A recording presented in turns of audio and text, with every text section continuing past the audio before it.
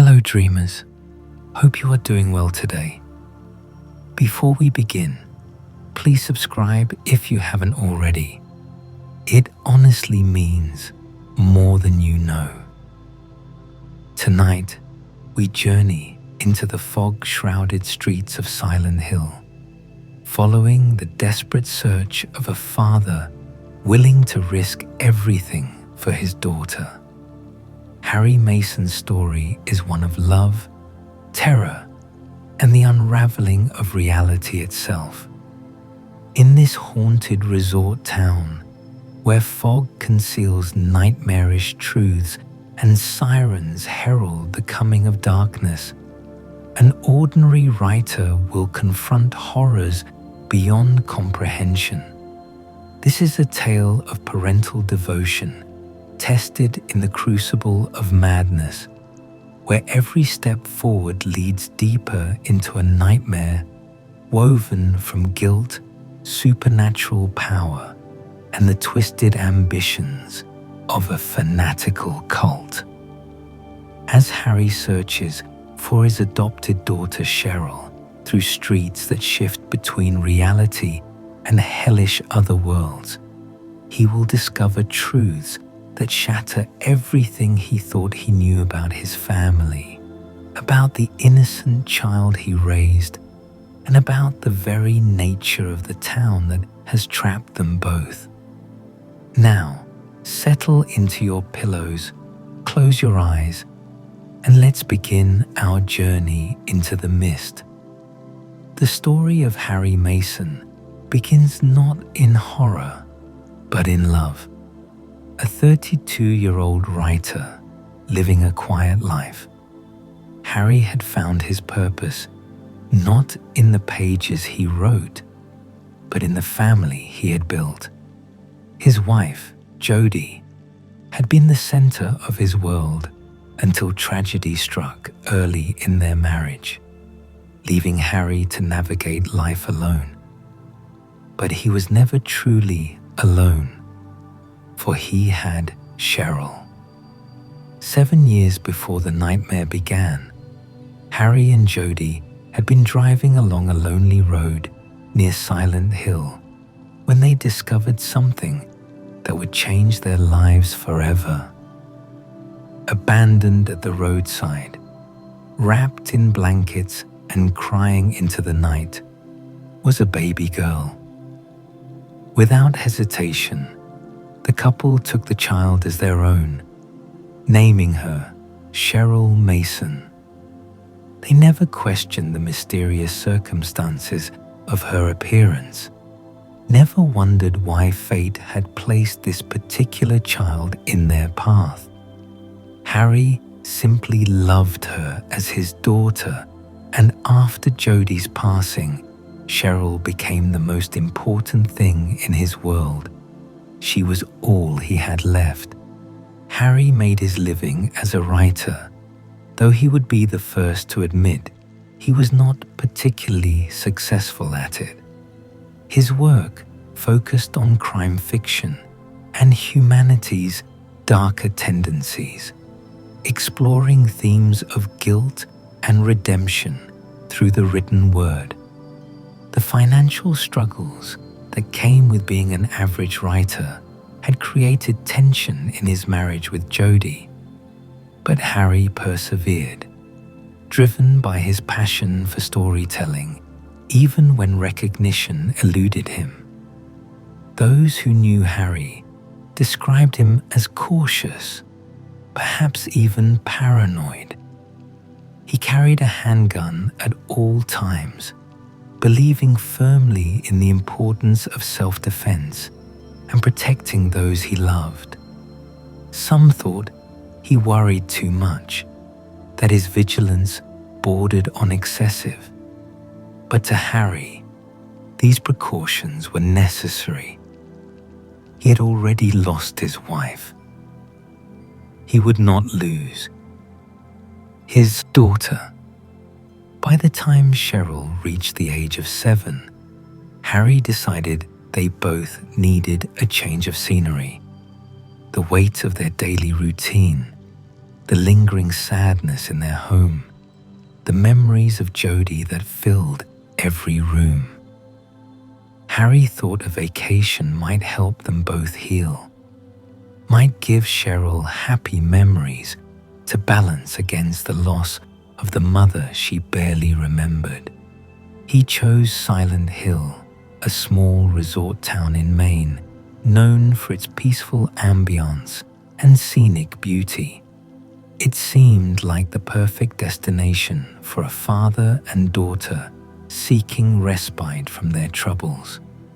Little did Harry know that this decision would plunge them both into a nightmare from which escape seemed impossible. The drive to Silent Hill took place on a dark night, with Cheryl seated beside her father in his red Jeep. The road wound through forested hills, and as they neared the town, a strange fog began to roll across the pavement. It was unseasonably thick, reducing visibility to almost nothing. Harry slowed the vehicle, peering through the windshield as he navigated the treacherous curves. Cheryl sat quietly beside him, perhaps sensing her father's tension, perhaps lost in thoughts of her own. Then, without warning, a figure appeared in the road ahead. Through the swirling fog, Harry glimpsed a young woman walking directly into the path of his vehicle. Her appearance was sudden, impossible to anticipate. Harry's instincts took over. He jerked the wheel hard to the side, desperate to avoid hitting her. The Jeep lurched violently. Tires screamed. And then everything went dark as the vehicle left the road and Harry's consciousness fled. When Harry's eyes opened again, everything had changed. He found himself slumped over the steering wheel, pain radiating through his body from the impact.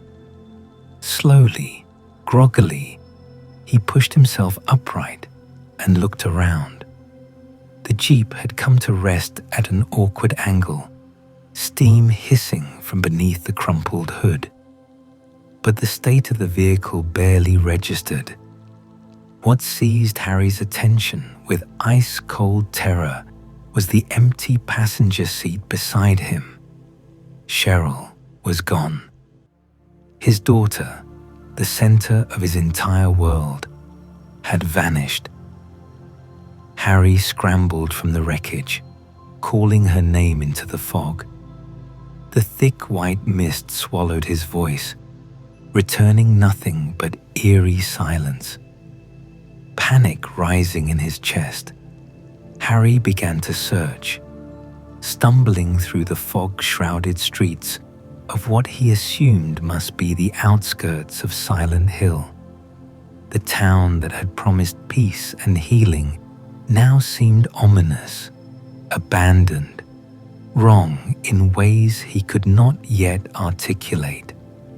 As Harry made his way deeper into the fog, he saw her, Cheryl, or at least what appeared to be Cheryl, a small figure moving through the mist ahead. Relief flooded through him, and he ran forward, calling out to her, reaching toward her with desperate hands. But the girl stayed always just beyond his grasp, leading him forward through streets lined with dilapidated buildings and abandoned cars. The fog seemed to grow thicker with every step, and Harry noticed other disturbing details. There were no people anywhere, no sounds of life, no lights in windows, no signs of the resort town's tourist industry. Just empty streets and the girl ahead, always ahead, drawing him deeper into the labyrinth of Silent Hill. Harry followed the fleeting figure down a residential street and into a narrow alley. The buildings closed in on either side, and Harry had to squeeze through tight spaces as he pursued what he hoped was his daughter. Then something impossible happened. The sky, already dark, seemed to darken further. Sirens began to wail in the distance, their sound rising and falling in a pattern that set Harry's teeth on edge. He fumbled in his pocket for his lighter, flicking it to life to illuminate the alley ahead. What the small flame revealed made his blood run cold. The alley had transformed. Gone were the brick walls and concrete pavement. In their place, stretched surfaces of rusted metal grating, everything covered in corrosion and filth. Chain link fences topped with barbed wire rose on either side. The walls that remained were grimy mesh, and behind them Harry could see the unmistakable shapes of bodies hanging in the darkness. The sounds of industrial machinery echoed from somewhere beyond sight, a constant grinding and clanking that spoke of massive gears turning in unknown depths. This was Harry's first glimpse of the Otherworld, though he did not yet have a name for it. This parallel dimension, this nightmare reflection of Silent Hill streets, would become terrifyingly familiar in the hours to come.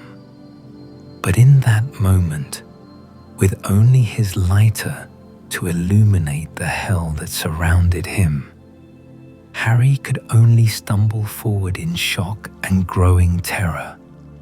He found the mutilated corpse of something that might once have been human, hanging on a fence before him. And then he heard them. Small footsteps approaching through the darkness, accompanied by sounds that were almost like children's laughter, but twisted into something malevolent. From the shadows emerged creatures that would haunt Harry's nightmares for the rest of his life. They appeared to be children, but children transformed into something monstrous. Their bodies were hunched and twisted, their movements jerky and unnatural. These grey children, as Harry would later learn they were called, moved with predatory intent toward him.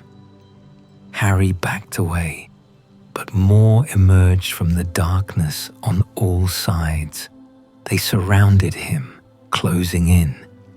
And despite his best efforts to defend himself, Harry was overwhelmed. The creatures attacked with surprising strength, and Harry felt consciousness slipping away as he succumbed to their assault. His last thought before darkness claimed him was of Cheryl, alone somewhere in this nightmare. Harry awoke to find himself inside a small diner called Cafe 522. He lay on one of the booths, his body aching but miraculously free of serious injury. Confusion washed over him. How had he gotten here? What had happened to those creatures? Were they even real, or had the head injury from the crash caused him to hallucinate the entire encounter? As Harry sat up, trying to make sense of his situation, he heard the sound of a motorcycle engine approaching outside. A moment later, the diner's door opened and a woman entered. She wore the uniform of a police officer, her badge identifying her as an officer from Brahms, a neighboring town. Her name was Cybil Bennett, and her arrival marked the beginning of a partnership that would prove crucial to Harry's survival. Cybil Bennett was everything Harry was not. Where he was cautious and uncertain, she projected confidence and determination. A strong-willed woman in her early years as an officer, Cybil had been sent to investigate the strange loss of communication between her precinct and the Silent Hill Police Department. She had driven into town that same night and, like Harry, had experienced a mysterious crash. Her motorcycle lay abandoned by the roadside, damaged under circumstances she could not fully explain. Upon waking, she had found herself in this seemingly deserted town, with Harry the first living person she had encountered. Despite the bizarre nature of their situation, Cybil maintained a skeptical, rational perspective. She could not explain the fog, the abandonment of the town, or the complete failure of all communication devices, but she approached these mysteries as puzzles to be solved, rather than supernatural phenomena to be feared. Harry tried to explain what he had experienced in the alley, the transformation of the streets, the hanging corpses, the childlike monsters that had attacked him. But even as he spoke the words, they sounded insane to his own ears. Cybil listened with a mixture of concern and doubt. She had not seen what Harry described. To her, Silent Hill appeared simply as a fog-bound ghost town, eerie but not overtly supernatural. She theorized that the cult activity known to occur in Silent Hill might be connected to their situation, perhaps involving hallucinogenic drugs that could explain Harry's visions. She did not dismiss his story entirely, but she clearly did not believe he had witnessed anything genuinely paranormal. Still, she was sympathetic to his search for his daughter and agreed to help however she could. The two made plans to search different areas of the town, agreeing to stay in contact as best they could despite the failure of their radios and phones.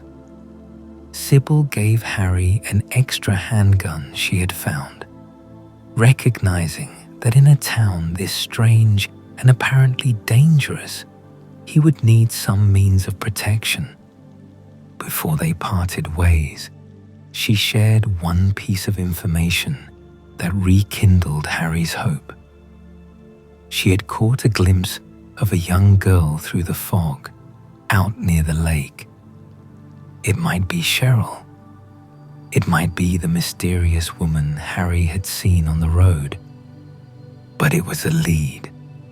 And right now, leads were all Harry had.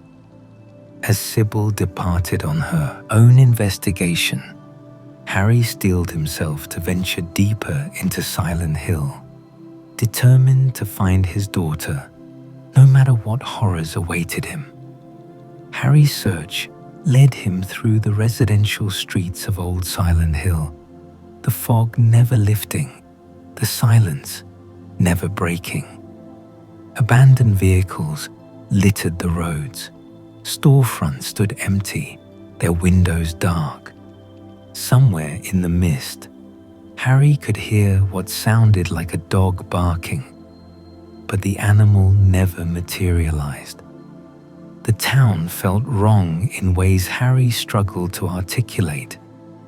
It was not merely abandoned, it felt dead, or perhaps undead, caught in some liminal state between existence and oblivion.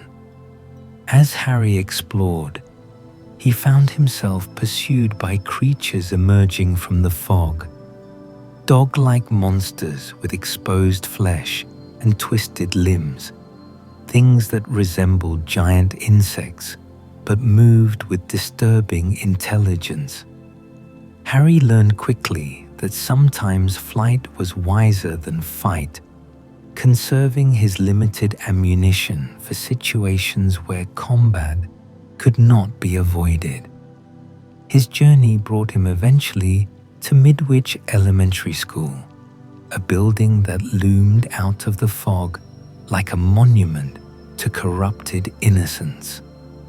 The school stood on Midwich Street in the southwestern part of Old Silent Hill, its facade showing the wear of years but still recognizable as a place where children should have laughed and learned. Harry approached with trepidation, but he had found clues scattered through the town, pages torn from Cheryl's coloring book, marked with childish scrawls that seemed to point toward this location. His daughter had been here, or something wanted him to believe she had been here. Either way, Harry had no choice but to investigate. The interior of Midwich Elementary matched the eerie abandonment of the streets outside. Classrooms stood empty, desks in neat rows as if awaiting students who would never return. The walls showed signs of decay and water damage. Crucifixes hung in several rooms, suggesting the school had possessed religious affiliations, perhaps run by or connected to the cult presence in Silent Hill. Harry found the school's map and began a systematic exploration of the building, solving puzzles that seemed deliberately placed in his path. Locked doors requiring keys hidden in obscure locations, riddles that referenced the school's layout and contents. It was as if the building itself was testing him, forcing him to prove his determination to continue. As Harry explored the second floor, he encountered more of the grey children. These hunched, twisted mockeries of youth moved through the hallways with purpose, attacking on sight. Their presence in this place of learning felt particularly obscene, a violation of the sanctuary schools should represent. Harry defended himself as best he could, but ammunition was precious, and he tried to evade when possible. The school held other horrors as well. In the boys' bathroom on the first floor, Harry discovered a corpse. In various classrooms, he found evidence of a tragedy. Messages scrawled on walls and desks that hinted at bullying and cruelty inflicted on a particular student. One classroom drew Harry's attention more than the others. A single desk sat isolated from the rest, covered in hateful messages. Drop dead, someone had scratched into its surface. Go home, declared another mark. Thief, accused a third.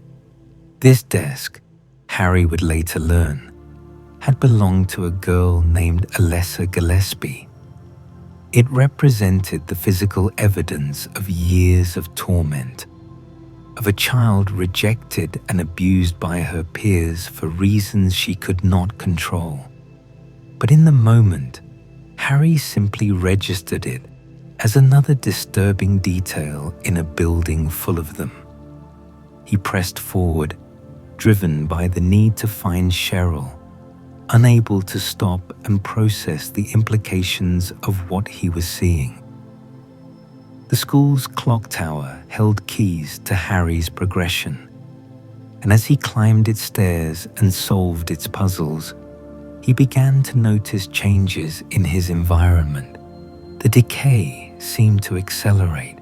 The air grew heavier, harder to breathe. And then, as Harry completed a particular puzzle in the tower, everything transformed. The sirens sounded again, that same rising and falling wail that had preceded his first encounter with the Otherworld. This time, Harry watched as the transformation occurred around him in real time. The walls of the school darkened and corroded. Rust spread across every surface like a living infection. The floors beneath his feet became metal grating, suspended over unseen depths. Blood seemed to seep from the walls. And when Harry descended from the tower, he found himself not in the school he had been exploring, but in a nightmarish reflection of it. This otherworld version of Midwich Elementary represented Alessa's trauma made manifest. The isolation and suffering she had endured within these walls had somehow infected the building itself, or perhaps had been drawn out by the supernatural forces at work in Silent Hill.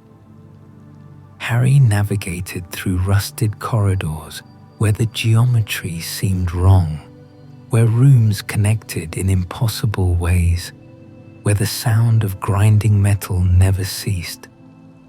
New creatures awaited him here as well, more aggressive than the Grey Children, driven by a malevolence that felt personal, directed. Eventually, Harry's path led him to the school's boiler room, and there he encountered his first true boss monster. The Split Head, as it would later be named in official documentation, was a massive reptilian horror, its body covered in rough scales, its movements quick despite its bulk. But its defining feature was its head, or rather heads, for the creature's skull was split down the middle, the two halves separating and snapping together like a grotesque mouth. Harry fought desperately in that boiler room, his handguns seeming pitifully inadequate against such a monster. But eventually, through a combination of skill, luck, and sheer determination, Harry prevailed.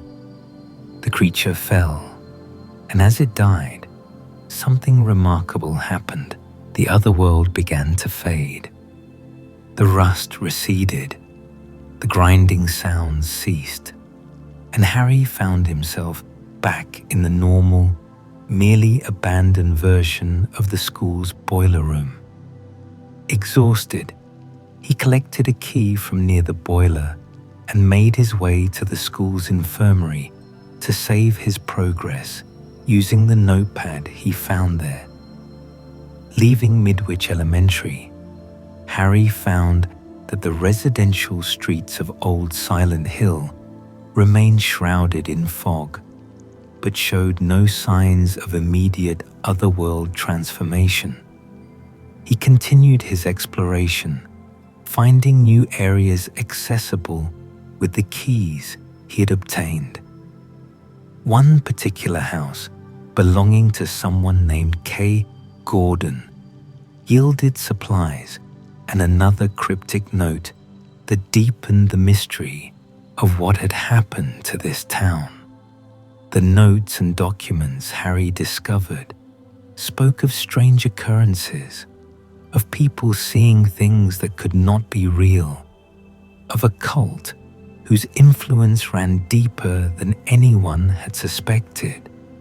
But concrete answers remained frustratingly elusive. It was during this phase of exploration that Harry first encountered Dahlia Gillespie. She appeared outside the Balkan Church on the corner of Block Street and Buckman Road, a structure whose bells rang clearly through the fog, drawing Harry to investigate. Dahlia presented herself as a concerned citizen, an older woman dressed in elaborate clothing that suggested both spiritual inclination and eccentricity.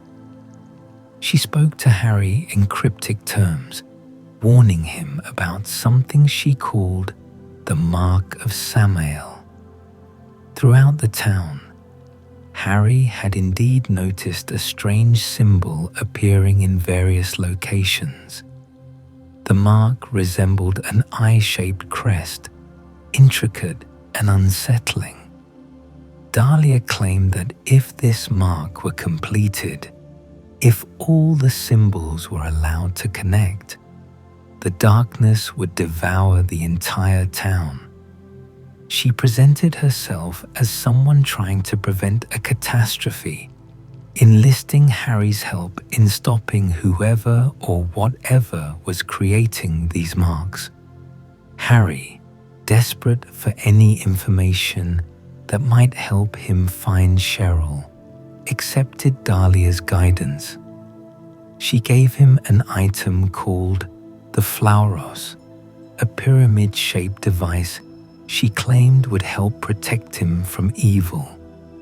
She also provided him with the drawbridge key, which would allow him to enter central Silent Hill by raising the bridge that connected the two areas of the town. Dahlia's manner was strange, her words often confusing, but she seemed to possess knowledge about Silent Hill that no one else had.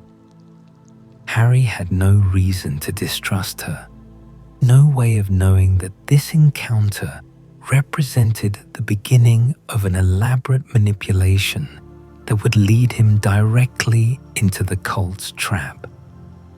With access to Central Silent Hill now available, Harry crossed the bridge and found himself in a more developed part of town. Here stood the shops and businesses that had once catered to Silent Hill's tourist trade: antique stores, bookshops, and most importantly, Alchemilla Hospital. The hospital loomed over Kuntz Street, a medical center that appeared more modern and professional than the abandoned school. But Harry's relief at finding a functioning institution proved premature. Alchemilla Hospital was as empty as everything else in Silent Hill, its halls echoing with Harry's footsteps, its rooms dark and cold despite the evidence of relatively recent use. Near the hospital's entrance, Harry encountered a man who introduced himself as Dr. Michael Kaufman. He wore a white coat and carried himself with the authority of someone accustomed to being in charge. Kaufman claimed to be the director of Alchemilla Hospital, though Harry noticed he phrased it oddly, referring to himself as simply someone who worked there. Like Harry, Kaufman expressed confusion about the state of the town. He seemed genuinely bewildered by the fog, the absence of other people, and the general atmosphere of wrongness that pervaded Silent Hill. He was brusque and dismissive when Harry asked if he had seen a little girl, offering no help before hurrying away. But his presence confirmed at least that Harry and Cybil were not entirely alone in this nightmare. As Harry explored the hospital, he found medical supplies and more cryptic notes. But the most significant encounter came when he met a young nurse in one of the examination rooms. Lisa Garland appeared frightened and confused, trapped in the hospital by circumstances she could not explain. She seemed genuinely pleased to see Harry, as if his presence represented a connection to normalcy in a world gone mad. Lisa claimed to be a nurse at Alchemilla, though though she seemed uncertain about many details when Harry questioned her. She spoke about the town's history, about strange events that had occurred before the current crisis. But her information was fragmentary and often contradictory. There was something desperate about Lisa, something broken in her eyes that suggested traumas beyond the current situation. But before Harry could learn more, he felt the familiar shift in reality that preceded an otherworld transformation. The hospital warped around Harry, its clean white walls becoming rusted metal, its professional medical equipment twisting into instruments of torture. Blood-covered surfaces that had been pristine moments before, and new creatures emerged to hunt him through the corrupted corridors. The puppet nurses were perhaps the most disturbing enemies Harry had yet encountered. They appeared as women in nurses' uniforms, but their movements were wrong, jerky and puppet-like as their name suggested. Their heads twitched and convulsed, and they wielded pipes and scalpels with surprising strength. Harry later learned that these creatures, along with similar puppet doctors he encountered, were controlled by parasites. The same type of parasite that would eventually infect Cybil herself, though Harry did not know that yet. In the basement of the Otherworld hospital, Harry made a discovery that would prove crucial to the story's resolution. In a storage room filled with unidentifiable substances and mysterious equipment, he found a small bottle filled with red liquid. The label, barely legible, identified it as aglaophytis. Harry had no idea what this substance was or what it might be used for, but some instinct told him to keep it. This decision would ultimately determine whether he could save Cybil's life and would directly influence which ending Harry would experience. When the Otherworld finally released him, Harry found himself back in the normal hospital, though normal was a relative term in Silent Hill. Lisa appeared again, but she seemed more distressed than before. She spoke rapidly about things Harry could not follow, about taking care of someone, about being unable to leave, about a man named Kaufman who had something to do with her situation. Before Harry could press for clarification, the scene shifted, and he found himself transported back to the fog-shrouded streets. Dahlia appeared once more, telling him that he was wasting time, that he needed to hurry if he wanted to stop the completion of the Mark of Samael. Harry, still trusting her guidance, continued his search through Silent Hill. Harry's journey brought him into contact with Cybil again, and together they explored the Green Lion Antique Shop, owned by Dahlia herself. In a hidden room behind the main showroom, they discovered an altar, evidence of the cult activities that supposedly plagued the town. But before they could investigate thoroughly, Harry experienced another inexplicable shift in reality, vanishing from Cybil's sight and finding himself alone once more. The frequency of these transitions was increasing, and Harry began to wonder if the distinction between the normal world and the other world was breaking down entirely. Throughout his exploration of Central Silent Hill and the subsequent areas he accessed, Harry pieced together fragments of the true story. He found newspaper clippings about a fire at the Gillespie house 7 years ago, about a girl named Alessa who had supposedly died in that fire. He discovered evidence of a drug trade operating in Silent Hill, centered around a substance called PTV, manufactured from a local plant called White Claudia. Notes suggested that Kaufman was involved in this trade, working in partnership with the cult. Harry found references to the Order, the religious organization that controlled much of Silent Hill's underworld, worshipping a god whose nature and intentions remained unclear. The pieces of the puzzle were there, but Harry lacked the framework to assemble them into a coherent picture. He did not yet understand that Cheryl was not truly his daughter, that she was half of a soul deliberately split by supernatural means.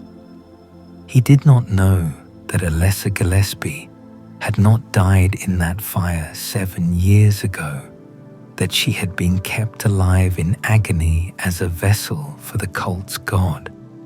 He did not realize that Dahlia was not helping him, but manipulating him, using him as a pawn in a ritual that required someone who could approach Alessa without being detected by her defenses. All of these revelations would come, but not yet. For now, Harry simply pressed forward, driven by a father's love and the desperate need to find his daughter. Harry's journey took him through the waterworks beneath the town, through sewers that connected different areas of Silent Hill. He navigated the resort area near the lake, solving more puzzles that seemed deliberately designed to test his resolve. And eventually, his path led him to the lakeside amusement park.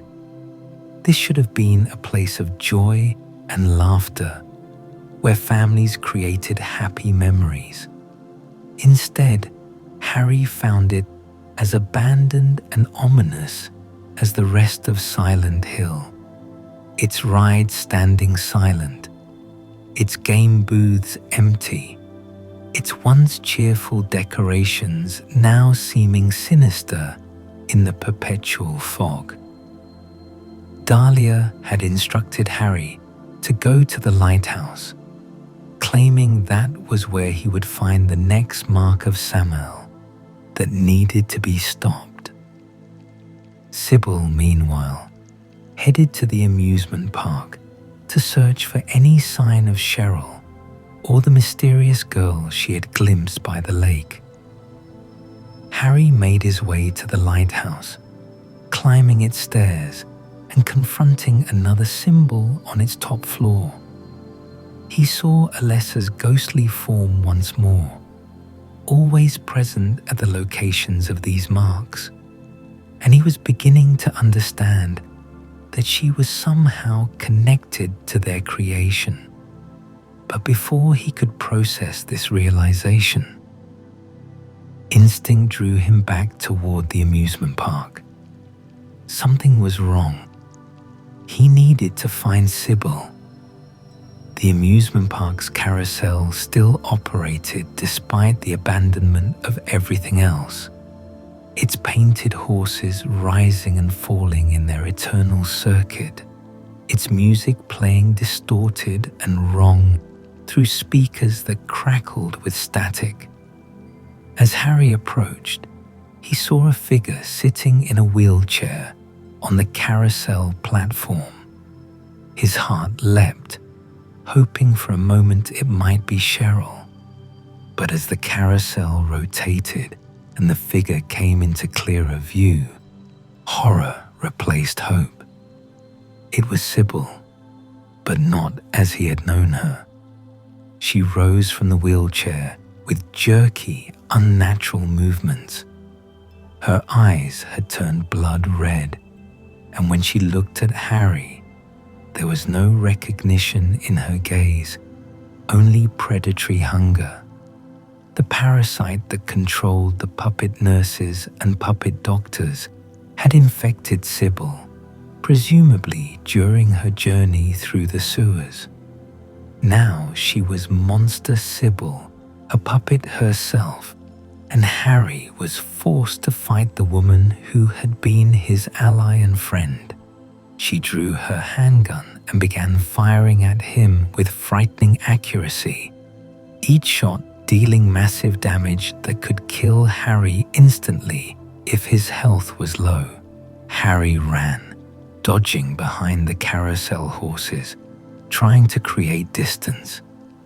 But Cybil pursued relentlessly, and when her ammunition ran out, she dropped the gun and began attacking with her bare hands, attempting to strangle Harry with supernatural strength. This was the moment when Harry had to make a choice that would determine the ending he would receive. If he possessed the bottle of Aglaophotis from the hospital, he could use it on Cybil. The red liquid would purge the parasite from her body, and she would collapse as the creature crawled from her back. Harry would stamp the parasite beneath his boot, and Cybil would be saved, leading to the good plus or bad plus ending depending on other factors. But if Harry did not have the Aglaophotis or chose not to use it, he would be forced to kill Cybil in self-defense. She would fall to the ground, bleeding from her face, and Harry would kneel beside her in sadness and frustration as she died, leading to the good or bad ending. The choice was Harry's, though he did not fully understand its implications. Regardless of how the confrontation with Cybil resolved, Alessa appeared afterward, her ghostly form materializing on the carousel. Harry, desperate and confused, pulled out the fluoros that Dahlia had given him. The pyramid-shaped device began to glow, and Alessa seemed drawn toward it, unable to resist its pull. Too late, Harry realized he had made a terrible mistake. The fluoros was not a protective charm. It was a trap, and he had just helped spring it. Dahlia Gillespie emerged from the shadows, her true nature finally revealed. She was not a concerned citizen trying to prevent disaster. She was the high priestess of the order, the mastermind behind Alessa's torment, and the person ultimately responsible for everything Harry had endured. She laughed at Harry's shock and betrayed trust, explaining that he had played his role perfectly. Alessa had been placing the marks of Metatron, not Samael, throughout the town. These marks were her attempt to destroy herself, the town, and the god growing within her. But the marks required all the key locations to be sealed, and she could only access those locations during Otherworld transitions. Dahlia could not enter the Otherworld herself, could not get close to Alessa without being detected. But Harry could. Harry, whom Alessa viewed as her father, the one person she wanted to protect. Dahlia had used Harry to trap his own daughter. Though he had not known Cheryl and Alessa were connected, with Alessa's power now contained by the fluoros, Dahlia could complete the ritual she had begun 7 years ago. The world around Harry shifted once more. But this time, the transformation was more profound than any before. He found himself in a place that resembled the hospital, but was not the hospital. A space that existed outside normal reality. This was nowhere, the manifestation of Alessa's memories and suffering, the edge of the otherworld, where the distinction between nightmare and reality ceased to exist entirely. Harry navigated through nowhere, a maze of impossible architecture where rooms connected in ways that defied physics. He found himself in spaces that seemed drawn from Alessa's past. A jewelry store, a kitchen, operating rooms, all twisted into nightmarish forms. The puzzles here were more cryptic, more deeply tied to symbolism than practical logic. Harry had to collect 5 items associated with angels and demons, keys that would unlock the path to the final confrontation. Throughout nowhere, Harry encountered Lisa once more. But this time, the terrible truth of her situation became impossible to ignore. Lisa was dead, or rather, she had been dead for some time. She was a manifestation within the otherworld, a memory of the nurse who had cared for Alessa during her 7 years of suffering. As Lisa realized her true nature, as she understood that she was no different from the other monsters Harry had fought, she began to transform. Blood poured from her body. Her skin took on the waxy appearance of a corpse. She approached Harry with outstretched arms, not attacking but seeking comfort, seeking human contact even as her form deteriorated. Harry, horrified and heartbroken, backed away from her. He had no choice. Lisa was beyond help, beyond saving. As Harry fled, he could only hope that death, when it finally came, would bring her peace. In one of Nowhere's rooms, Harry discovered the full truth of what had happened 7 years ago. He witnessed a flashback showing a meeting between Dahlia, Kaufman, and 2 cult doctors. They discussed the ritual, the god growing within Alessa, and their plans to maintain her life despite her injuries. Harry understood now. Cheryl was not a child he and Jody had randomly found. She was half of Alessa's soul, split off during the ritual when Alessa's suffering had allowed her to use her psychic powers in a desperate act of self-preservation. Alessa had shaped that half-soul into an infant and placed it by the roadside, knowing that Harry and Jody Mason would find it and keep it safe. The summoning spell Dahlia had cast over the past 7 years had slowly drawn Cheryl back to Silent Hill, using dreams and subconscious compulsion to make her believe she needed to visit this town. And when Cheryl entered Silent Hill, when the 2 halves of Alessa's soul came near enough to sense each other, Alessa had caused the crash that started everything, trying to force the reunion on her own terms so she could complete her plan to destroy the god. But Dahlia had outmaneuvered her daughter. Using Harry as an unwitting pawn, she had trapped Alessa and forced the reunion in a way that allowed the ritual to continue.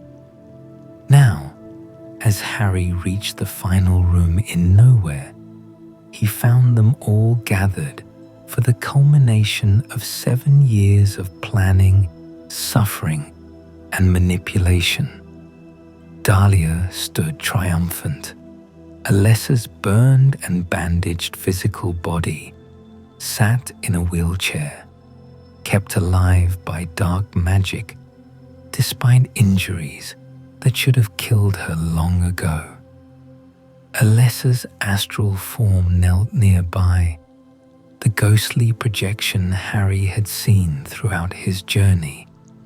And there, wrapped in bandages and looking broken, was Cheryl, or what remained of Cheryl as a separate entity.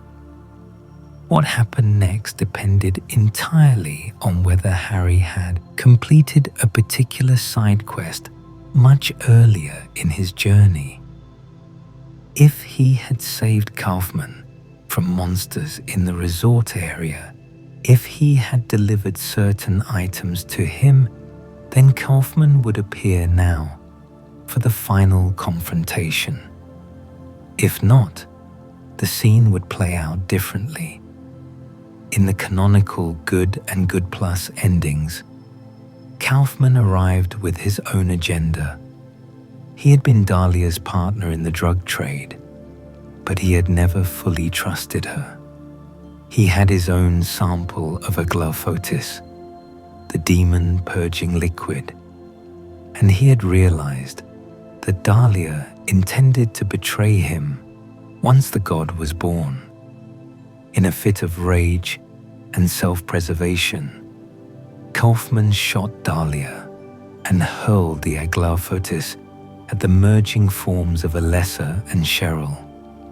The two halves of Alessa's soul began to fuse, creating a being of pure light called the Incubator. This was how Alessa perceived the god, as something beautiful and holy, a savior that would end all suffering. But the aglaophotis disrupted the process. The god was forcibly expelled from the incubator's body, emerging through her back in an incomplete demonic form known as the incubus. This creature, inspired by the occult figure of Baphomet, represented Dahlia's vision of God. It had bat-like wings, a goat-like head with massive horns, and the power to strike with deadly lightning. The incubus immediately turned on Dahlia, killing her with bolts of electricity that burned her to ash. Then it turned its attention to Harry. The final battle was brutal and desperate. The incubus remained stationary in the center of the room, surrounded by a force field that prevented Harry from getting too close. It attacked with volleys of red lightning that dealt massive damage and could kill Harry instantly if his health was too low. Harry's only strategy was to keep moving, running in wide circles around the creature while firing his most powerful weapons. The hunting rifle proved most effective, each shot chipping away at the creature's health. Harry dodged lightning strikes, healed when necessary, and fought with every ounce of determination he possessed. Eventually, after what seemed like an eternity of combat, the incubus fell. As the creature died, the incubator, the merged form of Alessa and Cheryl, collapsed in exhaustion. The god was destroyed. The ritual had failed, and the power that had been eating away at Alessa from within was finally gone. She had just enough strength left for one final act. In Harry's hands, she placed a newborn infant, a baby girl with no name. This was a reincarnation, a second chance for Alessa to live a life free from the Order's influence, free from her mother's abuse, free from the suffering that had defined her existence. The baby contained the merged souls of both Alessa and Cheryl, a fresh start with no memory of the horrors that had created her. Alessa opened a glowing portal, a way out of nowhere and back to reality. Harry moved toward it, cradling the infant carefully. If Cybil had been saved earlier, she would appear now, helping Harry escape as nowhere began to collapse around them. Alessa would hold back the destruction long enough for them to make it through the portal. Then she would finally die at peace, because she had given her souls a chance at happiness. If Cybil had died, Harry would escape alone. Either way, at the last moment before Harry passed through the portal, Kaufman would attempt to follow, but Lisa Garland, bloodied and corpse-like, would emerge from beneath the metal grating that served as a floor. She would grab Kaufman, dragging him down with her into whatever abyss lay below. Kaufman's screams would be the last sound Harry heard as he passed through the portal and back into the world beyond Silent Hill. Harry emerged on a road outside town, the fog finally lifting, the nightmare finally over. If Cybil was with him, she would look at the baby and smile, recognizing the innocence and hope that the child represented. They would drive away together, two survivors of an impossible ordeal, united by what they had endured. If Harry was alone, he would look down at the baby, whisper a promise to protect her and drive into the sunrise, carrying the child who was somehow both his daughter and someone he had never truly known. The canonical ending suggests both were present for this escape. As Lost Memories, Silent Hill Chronicle identifies the Good Plus ending as the orthodox ending connected to Silent Hill 3's story. But the nightmare, though appearing to end for Harry, would not remain dormant forever. Harry took the baby and raised her as his daughter, naming her Heather. He dyed her hair blonde to help disguise her identity, and they moved frequently, always looking over their shoulders. Harry knew that the Order would not simply give up. They had waited 7 years to complete their ritual once. They would hunt for the reincarnated vessel of their god with patient, fanatical determination. For 17 years, Harry protected Heather, doing everything in his power to keep her safe from the forces that had claimed her previous incarnations. But protection could not last forever. When Heather was 17 years old, the Order finally found them. One of the cult's members confronted Harry in their apartment while Heather was away on an errand. The creature that killed Harry was called a missionary, a monster sent by Claudia Wolfe, one of the Order's priestesses and Alessa's childhood friend. Harry died in his easy chair, murdered in his own home by the same forces he had fought 17 years earlier. His death was the final tragedy in a story filled with them.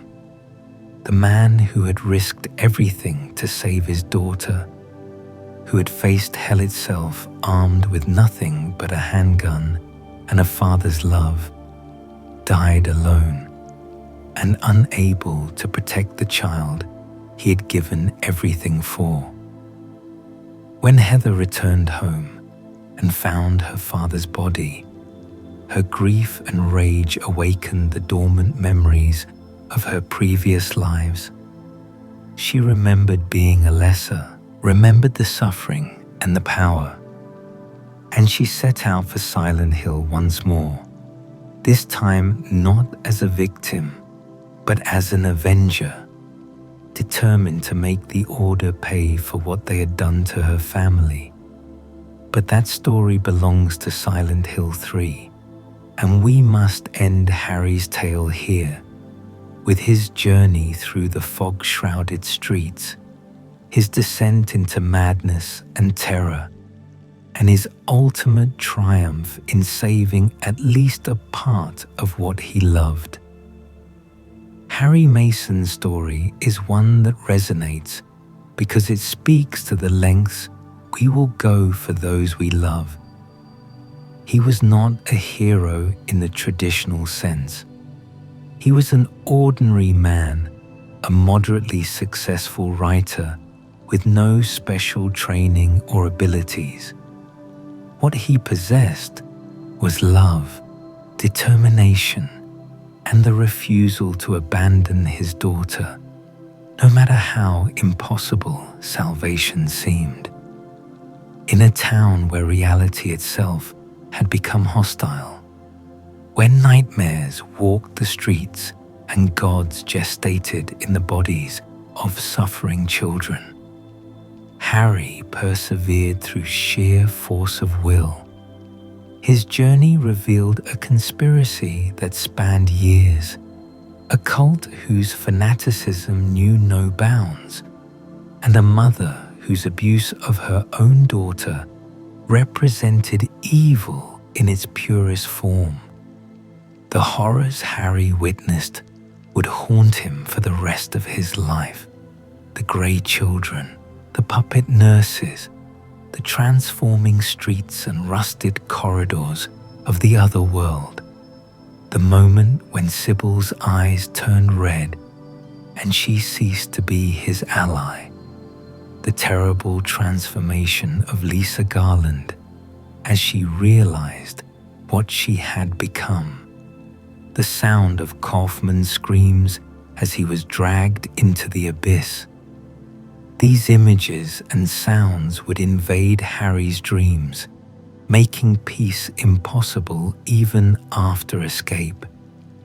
But he had his daughter, or at least a new incarnation of her, and that made all the suffering worthwhile. Silent Hill itself remains an enigma, a town where something old and powerful sleeps beneath the surface, where the boundaries between reality and nightmare can dissolve without warning. The exact nature of the town's power, whether it stems from ancient Native American spirituality or from the accumulated suffering of those who lived there, remains unclear. What is certain is that Silent Hill responds to the darkness in human hearts, manifesting nightmares that reflect guilt, trauma, and repressed horrors.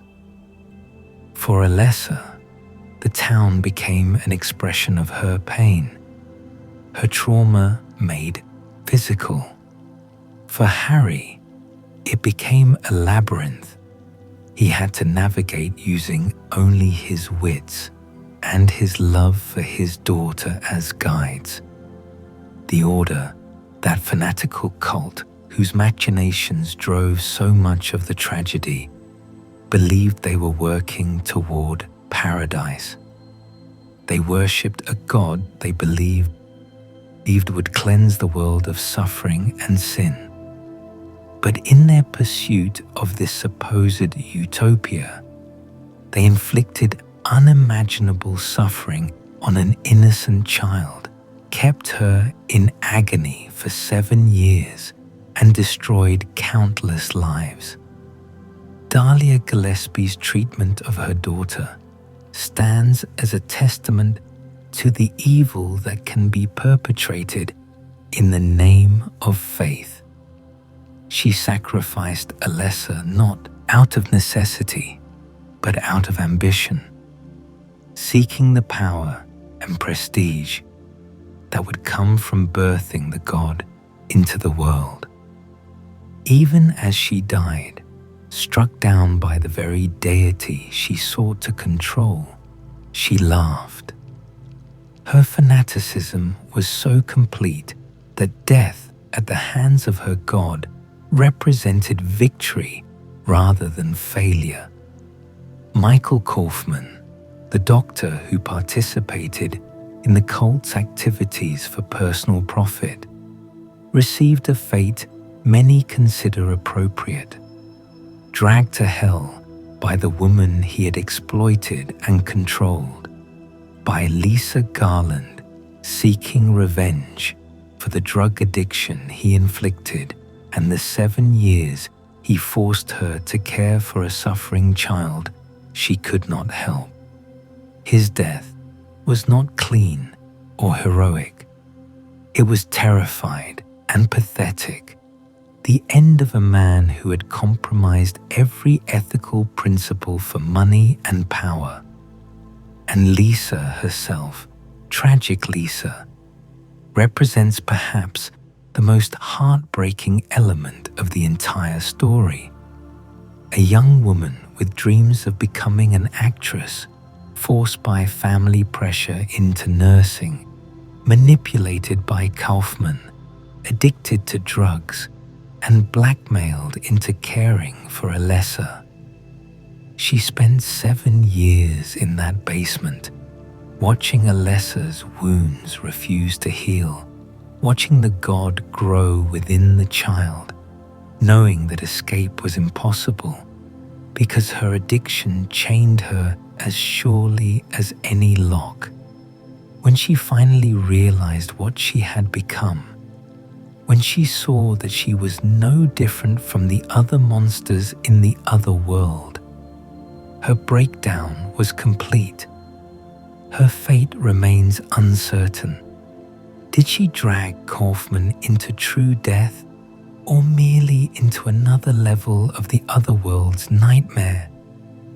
We cannot say for certain, but we can hope that somewhere, somehow, Lisa found peace.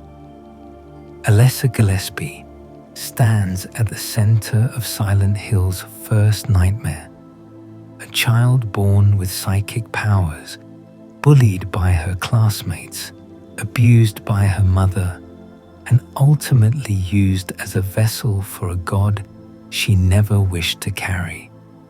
Her suffering created the otherworld, transforming Silent Hill into a reflection of her trauma. The fog that blanketed the streets represented her confusion and isolation. The sirens that heralded the shift to the otherworld echoed the air raid sirens from war footage she had seen as a child, which reminded her of her own burning. The rusty, bloody corridors represented the pain that defined her existence. Every monster Harry encountered was born from Alessa's psyche, manifestations of her fear, anger, and despair. The grey children reflected the cruelty of her classmates. The puppet nurses represented the medical personnel who participated in her imprisonment. Even the split-head boss at Midwich Elementary likely symbolized her perception of authority figures, teachers, or principals who failed to protect her from bullying. That Alessa managed, in the depths of her suffering, to split her soul and send half of it away represents an incredible act of will and self-sacrifice. She could have simply given in to despair. allowed herself to become nothing more than a vessel for the god.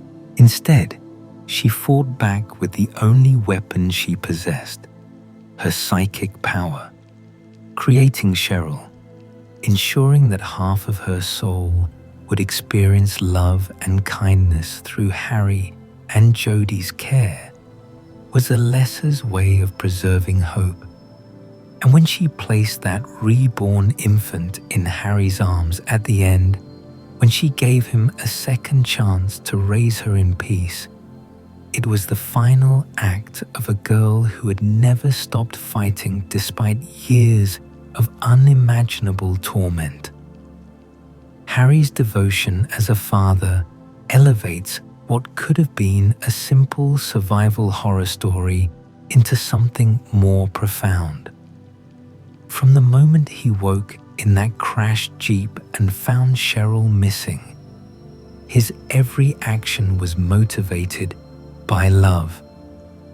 He did not understand what was happening to Silent Hill. He could not explain the Otherworld or the monsters, but he understood that his daughter needed him, and that was enough. Every puzzle he solved, every creature he fought, every step forward through the fog and the rust and the blood was driven by the simple determination to find Cheryl and bring her home safely. The revelation that Cheryl was not really his biological daughter, that she was half of a soul created through supernatural means, did not change his love for her. She was his daughter because he had raised her, cared for her, loved her. Biology was irrelevant to the bond they shared. This theme of parental love in the face of impossible horror would resonate through the later Silent Hill games. James Sunderland in Silent Hill 2 would be driven by a twisted form of love for his wife. Heather in Silent Hill 3 would fight to avenge her father.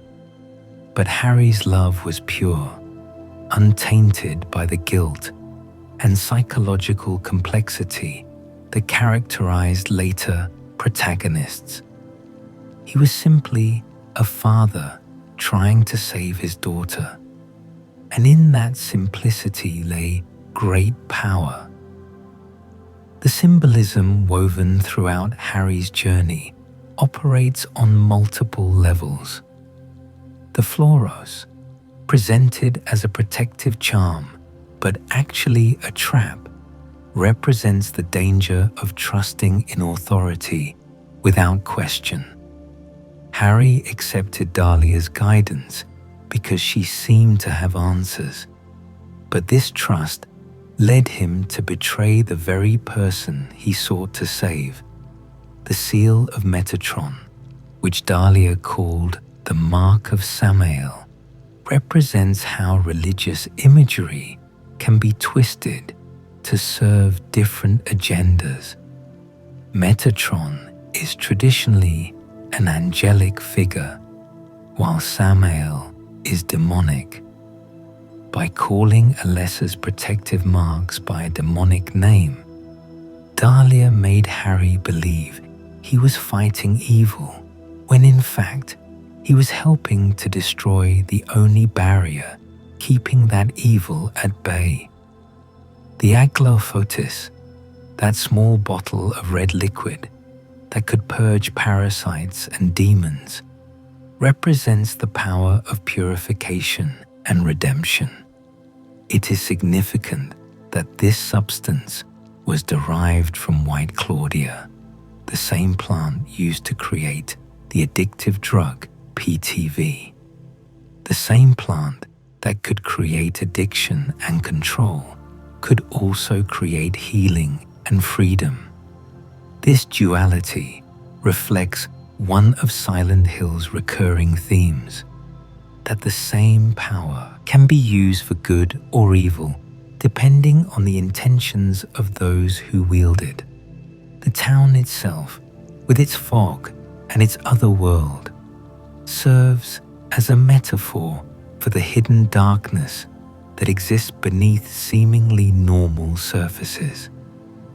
Silent Hill appeared to be a peaceful resort town, but underneath lay a powerful cult, a drug trade, and supernatural forces beyond comprehension.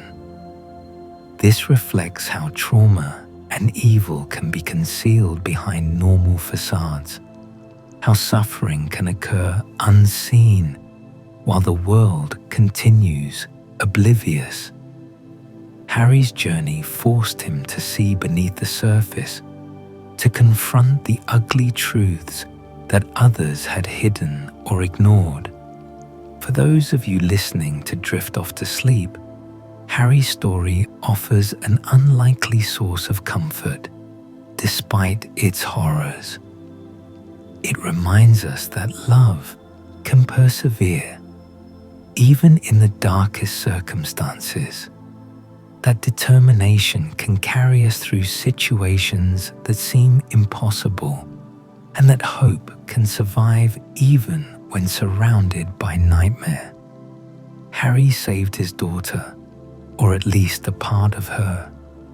He gave her another chance at life, and though his own story would end in tragedy 17 years later, murdered before he could see Heather grow into adulthood, his sacrifice was not meaningless. The baby he carried out of Silent Hill lived because of his courage. The reincarnated soul of Alessa and Cheryl got the peaceful childhood that had been denied to them before. As you close your eyes and let sleep claim you, think of Harry walking through the fog, driven by love and determination. Think of him solving puzzles in abandoned schools, fighting creatures in rusted hospitals, refusing to give up even when every rational instinct screamed at him to flee. His story is one of darkness, yes, but also of light piercing that darkness. A father's love illuminating the path through hell itself. May your dreams be peaceful, dreamers. May you rest in the knowledge that even in our darkest moments, love gives us the strength to carry on. If you enjoyed tonight's story, please consider leaving a like on this video. It helps others discover these tales and allows me to continue sharing lore that helps you sleep. Subscribe to the channel if you haven't already, and let me know in the comments what other stories from Silent Hill or other universes you'd like to explore. From abandoned towns shrouded in fog to cosmic horrors beyond comprehension, we journey together through the darkness, finding rest in the stories that both disturb and comfort us. Thank you for listening, dreamers. Until next time, may you sleep well and dream of better worlds than the one Harry Mason found in Silent Hill. Good night, and may the fog never claim you.